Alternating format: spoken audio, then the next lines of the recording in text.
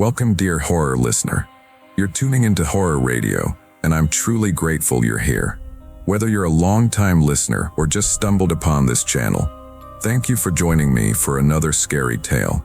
If you enjoy these stories, don't forget to like the video and subscribe. It really helps the channel grow and means more than you know. I'd also love to hear from you in the comments. Tell me where you're watching from, what brought you here, or even what kind of story you'd like to hear next. Your support keeps this channel going, and I appreciate each and every one of you. Now, let's get into today's horror story. When I was 19, I started working at a bikini coffee stand just outside Tacoma, Washington.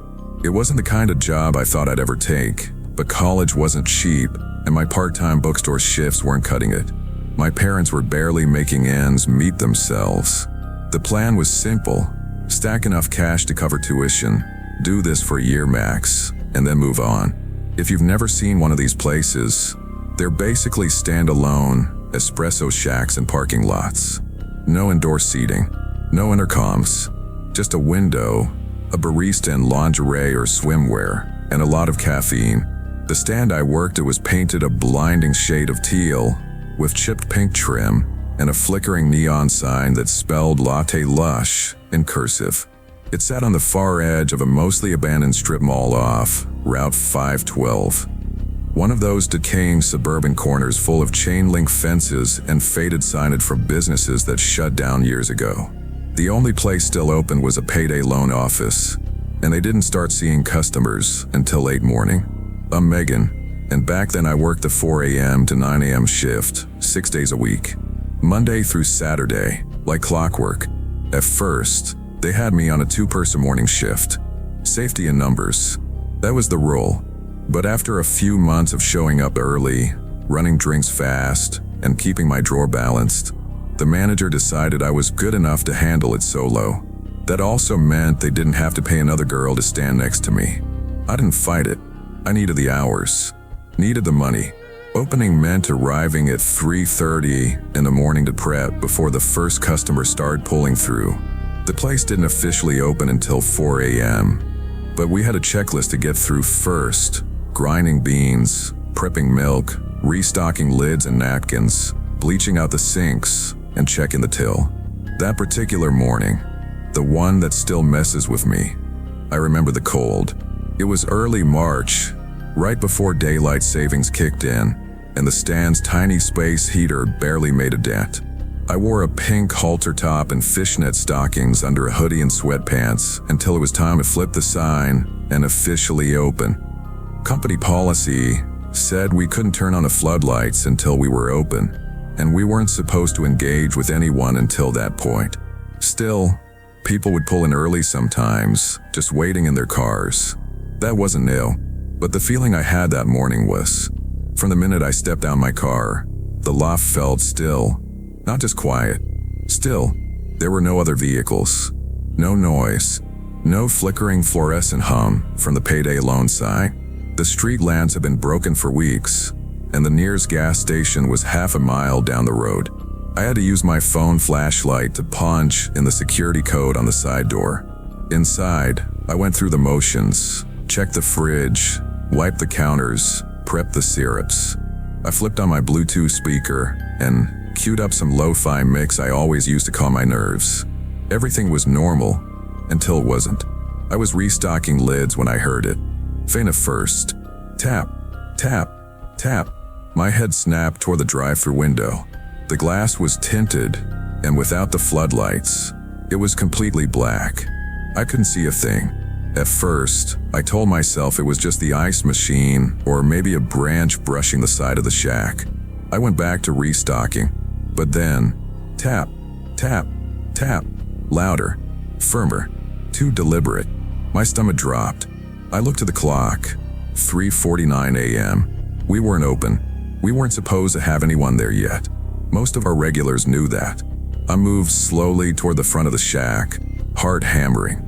The window was quiet now, but I still couldn't see anything through the tint. Then I heard his voice. "Hey," he called, muffled through the glass. "You open yet?" I froze. Something about the tone was off. Too cheerful. Too rehearsed. I didn't respond. Instead, I reached for the switch and flipped on the floodlights that illuminated the small patch of pavement outside the window. That's when I saw him. He was standing inches from glass. Early 30s, maybe. Tan puffer jacket, jeans, clean white sneakers. His head was tilted slightly, eyes wide, hands cupped around his face like he was trying to peer inside a fish tank. I jumped back instinctively. He didn't react, just kept staring.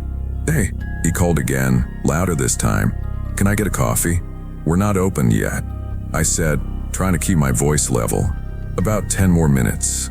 He smiled. "That's all right. I can wait." Then he turned and walked back to a beige SUV parked a few feet away. I watched him get in and sit there, engine off, lights off. I tried to shake it off and get back to prepping for the shift. A couple minutes passed. Then I flipped the open sign on and braced myself. At exactly 4 o'clock, he pulled forward. His SUV rolled to a stop, window down.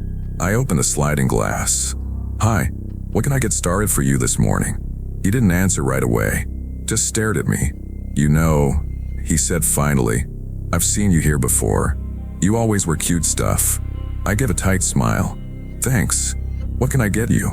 "Iced Americano," he said, then paused. "No room." I nodded and started turning toward the machine, but he kept talking. "You ever do house calls?" I froze. "I'm joking," he said, laughing like he just told the best dad joke in the world. "But really, you ever want to make more money? I've got some ideas." I turned back to face him. "I'll have that Americano right up," I said, and slid the windows shut. I made the drink in silence, hands slightly trembling. When I handed it to him, he didn't take it right away. "You look good in a maid outfit," he said, eyes fixed on my thighs. "No bra, no panties, just the apron. You clean, and if you miss a spot, I get to punish you." His voice didn't change, still calm, still flat. "I'm not a nice guy," he added and smiled.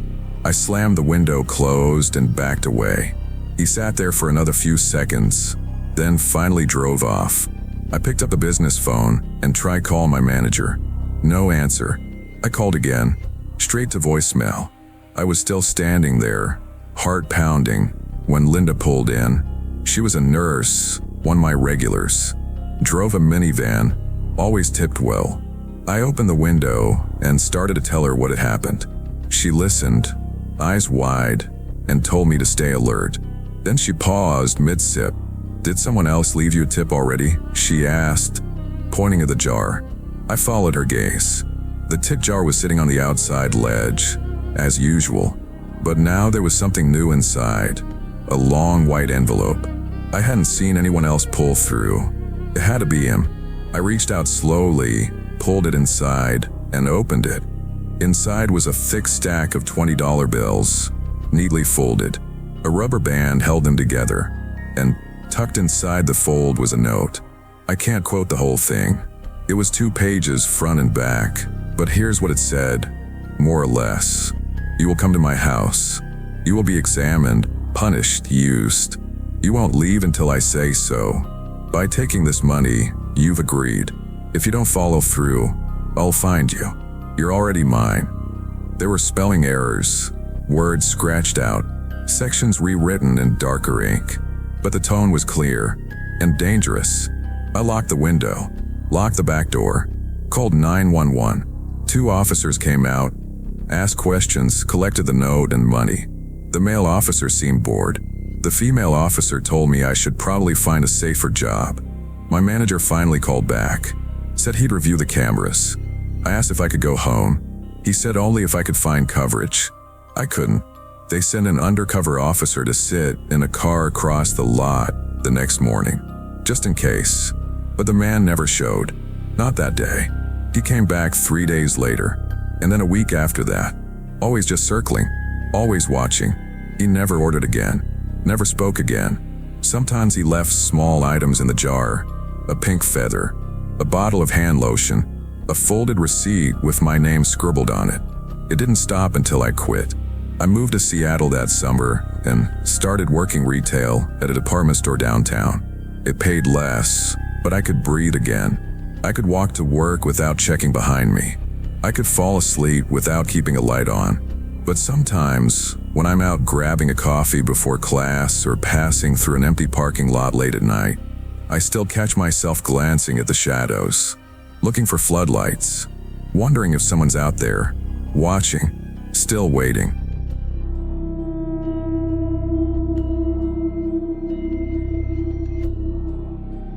Back when I was 20, I worked an office job in Riverside, California. Pretty unremarkable stuff. Answering phones, scheduling estimates, dealing with invoices that never quite matched the quotes. The office was in this weird pocket of town that had a mix of auto body shops, rental yards, and a couple of worn-down strip centers with cheap food and gas station coffee. It wasn't the worst area, but definitely not where you'd want to be walking around at night alone. I didn't have a car back then, so I carpooled with my older sister, Rachel, who worked about 10 minutes down the road from me. She was good about timing, but on this particular Thursday, she texted me that she'd gotten held up, some last-minute equipment check or something, and asked me to wait about 30 minutes. Rather than hang out in the office break room, which always smelled like microwave fish and printer toner, I decided to walk down to the small coffee place just across the industrial park entrance. It was one of those quiet, standalone shops you see next to tire centers or DMV testing lots. Inside, it smelled like burnt espresso and pine sol. I'm Lauren, by the way. It was around 4:15 p.m., and the shop was nearly empty. The barista, a bored college kid scrolling his phone, gave me a nod but didn't say much. I grabbed a drip coffee and sat near the window with one of those local weekly papers no one reads unless they're bored and waiting for someone. A few minutes in, I heard the bell above the door chime. I didn't pay much attention at first, but then I looked up. He was good-looking, mid to late 40s, tall, broad shoulders, with a shaved head and this clean, polished look you wouldn't expect in that part of town. He wore gray coveralls, work boots, and a cap tucked in his back pocket. Everything about him screamed manual labor, except he didn't look dirty. Not even a smudge on his boots. He got a drink, iced Americano, I think, and then, instead of taking it to go, he looked around and said, "Mind if I sit here while I wait for my ride?" There were plenty of empty tables, but something about the way he asked made it seem harmless. Polite even. I nodded and said sure. He sat down across from me, not too close, and started some light conversation. Nothing weird, just stuff like how hot it had been that week, how slow the shop was if I worked nearby. I mentioned that I was just waiting for my sister to pick me up, that we carpooled. I didn't give too much detail, just kept it casual. At first, it felt normal. He seemed friendly, had this calm way of talking, like he wasn't in a rush for anything. But the longer we talked, the more something started to feel off. He didn't really say much about himself. I asked what he did, and he told me he worked maintenance over at one of the warehouses nearby. I made a comment about how I'd never seen him around before, since I walked that strip a lot during lunch, and he just smiled and said, "Only been there about a year. It's my first real job, so I'm sticking with it." That made me pause. He looked older than my dad, and there was no way he was talking about first real job in a metaphorical sense. His tone didn't joke. It was flat, direct. It hit me almost immediately. First job at that age, clean clothes and a dirty job. Strange emphasis on sticking with it. That sounded like someone freshly out of prison. He kept talking, asking where I lived, if I liked working around here, if I usually got picked up, or if I took the bus sometimes. That's when the alarm bells went off full volume in my head. I gave short answers and started typing on my phone under the table. Texted Rachel something like, "Please come now. Sketchy guy. Telling you when he leaves." She called me right away. I didn't answer, but the vibration in my hand helped. She was on her way. I told him she was close and would be here any minute. He nodded slowly and asked if she worked nearby. I lied, said she was just coming back from the freeway. So we had plans. Said I'd be leaving soon, but I kept smiling. kept acting like everything was fine, because something in my gut told me that letting him know I was nervous would change the energy. When her car finally pulled in the lot, I stood up and gave him a quick, "It was nice talking to you. Have a good one." I didn't wait for a response. I walked fast to the car, got in, locked the door. Rachel looked at me and asked, "What the hell happened?" I barely got the first part of the story out before she started pulling out of the lot. As we turned onto the road, I glanced behind us. He was leaving the coffee shop, walking briskly to his car. A black sedan, not new, not beat up, just unremarkable. He told me he was waiting for a ride. That was a lie. "Rachel, that's him," I said. "That's the guy." She didn't say anything, just turned right, then another right, then a left onto a random street. He turned too. She started doing what I can only describe as controlled chaos, taking weird side streets, cutting through gas station lots, going in loops, making sudden turns that wouldn't make sense unless you were trying to lose someone. We drove like that for close to half an hour, and the entire time, every few minutes, that black sedan showed up behind us. Not close enough to tailgate, just close enough to follow. Rachel didn't panic. I don't know how she stayed calm, but she did.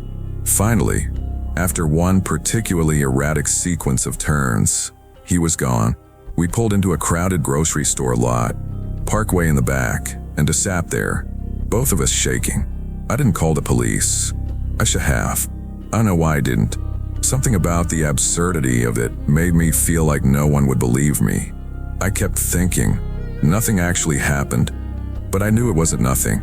A week later, Rachel slammed the morning paper down on her kitchen counter and said, "Lauren, look, front page, mugshot of the man from the coffee shop. He had been arrested after abducting a woman from a gas station about 100 miles away, forced her into the trunk of her own car, drove her across the state, made her empty her bank account, then ditched her in a motel parking lot." The report said she wasn't physically hurt, but she had been missing for over 12 hours before anyone even realized. I stood there holding the paper in my hand and felt my whole body go cold. I thought about that day, how close I sat to him, how I smiled, how I talked like nothing was wrong. It's been 7 years since that happened. I don't go anywhere alone in unfamiliar places anymore. I check for exits. I text someone where I'm going, even if I'm just stopping for coffee. I never went back to that coffee shop, and sometimes, randomly, I still see that black sedan in my dreams, even when I know it's long gone.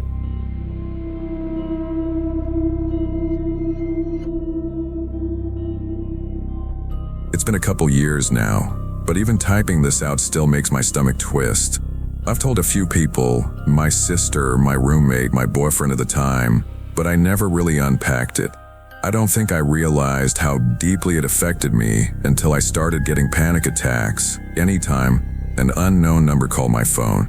My name's Erica, and this happened in Austin back in 2019. I met him at a bar-restaurant hybrid place during a friend's birthday dinner. He wasn't part of our group. He was seated at the table next to ours with a bunch of guys wearing sport jackets and laughing way too loud. Looked like a bachelor party, or maybe a company thing. He caught my eye during dinner and smiled a few times. After we were done eating, he approached me near the bar, waited until I wasn't surrounded, and introduced himself as Drew. He was attractive, not in a showy or dramatic way, but clean-cut, polite, with that kind of effortless friendliness that makes you let your guard down a little. He asked if he could give me his number in case I ever wanted to get coffee. I was flattered and figured, why not? I took his number, and 2 days later, I texted him. We messaged casually for a day or two. He was funny, kept things light. I was a little hesitant because I was 33 and he said he was 24, which felt like a gap, but he was respectful and didn't push anything. We agreed to meet for coffee on a Sunday afternoon at a place near Barton Springs. Open, public, safe. I drove myself there. I texted my sister with his name, the location, and when I check in. The first 20 or 30 minutes were fine. We talked about music, hiking spots around Austin, random TV shows. He made a few jokes about being younger than me, but they didn't feel mocking. It was all very normal. Then, out of nowhere, things shifted. He started telling me about the night of the wedding he'd been at. The same night we met. Said he came home late and found two women, lesbians, in his room, doing stuff on his bed. He laughed and said, "I'm a gentleman though." Didn't even watch, just walked right out. I didn't know what to do with that. I just kind of nodded and tried to steer the conversation somewhere else. But then he looked at me real intensely and asked, "You ever walking on something like that?" I gave a vague, "No, not really," and tried to change the subject again. But he pushed, "You sure? I feel like you have." I told him, gently, that it was a weird question for someone I just met to ask. He laughed again, but this time it fell off. He started talking about himself a lot after that, almost nonstop. I tried to respond, and he cut me off and keep going. I noticed the way he leaned across the table, just slightly too close. He wasn't being outwardly aggressive, but there was something in his energy that made me shrink into myself. The questions got more invasive. Did I drink a lot? Did I smoke? Ever party? Where did I usually go out? Did I ever date guys who were younger? Do I live alone? Am I seeing anyone right now? It was like he had an invisible list and was checking things off one after another. Then, suddenly, he checked his phone and said, "The game's about to start. Want to come back to my place to watch?" I told him no thanks. I had plans later. He gave me this half frown and said, "Oh, I really thought you were going to say yes." I told him I wasn't sure where he got that impression, but I hadn't planned on going anywhere else. He kept trying. "We don't have to watch the game. Let's go walk around Stalker, or just drive for a bit. You'll like my place. It's chill." I told him no again, firmly. Then he looked down at the table and muttered, "I'll do anything you want. Just don't leave." I stood up and told him I was good to head out. I thanked him for the coffee and wished him well. As I walked to my car, he yelled out from his car window, "I'm going to do everything I can to change your mind, Erica." I sat in my car for a minute, trying to decide if I was overreacting. My phone buzzed. A text from him. Then another. Then another. "I'm home now. You should come over. I swear I'll treat you right." Then a selfie of him on his couch watching the game. I started driving home. My phone kept buzzing the whole way. Messages back to back. Compliments. Questions. Statements that read more like fantasies. "I think we could be something. You're the kind of woman I could really settle down with. I feel like you get me." We had known each other for exactly 40 minutes. By the time I got home, I had over 40 texts. I responded once, told him I didn't feel the same, and I wasn't interested in continuing. He responded instantly, "Why not? What did I do wrong? Tell me so I can fix it." I said again, "No, I don't want to keep talking. Please stop messaging me." That was around 7:30 p.m. The phone call started at 7:55, then 8:02, 8:07, 8:11, 8:16. I stopped answering, put my phone on Do Not Disturb. I thought he'd burn out eventually. When I woke up the next morning, I had 200 plus texts. Missed calls from 7 different numbers. One voicemail said, "I know you feel it too. Don't fight this. I'm not giving up." Another said, "I can't believe you blocked me. Why would you do that?" A third, quieter, more fragile, was just breathing for a few seconds before hanging up. I called my phone provider. They told me he had sent 237 text messages in less than 12 hours. I asked if I could log that somehow. The rep said yes, and emailed me the usage report. That's when I decided to go to the police station. I was scared. I kept thinking that maybe I was overreacting, that because he hadn't threatened me directly, it wouldn't matter. But when I showed the officer the texts, the call logs, the voicemail, she leaned forward and said, "You did the right thing." They took down everything. Said that even if it didn't qualify as a full restraining order yet, it was still worth having on record. They gave me a report number and told me to keep documenting everything. I thought about changing my number right then, but something told me to wait. 2 days later, he sent me a new message, long, dramatic, full of apologies and emotional manipulation. He ended the message by signing his full name. and that was all I needed. I found his Facebook profile instantly. Public, no privacy settings. I copied the link and sent it to the officer who took my case. They added it to the file. After that, I didn't hear from him for a few days. Then one last text from a new number. If I can't talk to you, I'll never get closure. That was it. I changed my number the next morning. Looking back, I think what freaked me out the most was how quickly he became obsessive. How fast the illusion of being normal cracked. The whole thing, from coffee to cops, happened in less than 48 hours. Now, I carry pepper spray. I share my location when I go on dates. I tell people his story, because what scares me most isn't what happened. It's how close I came to thinking it was nothing.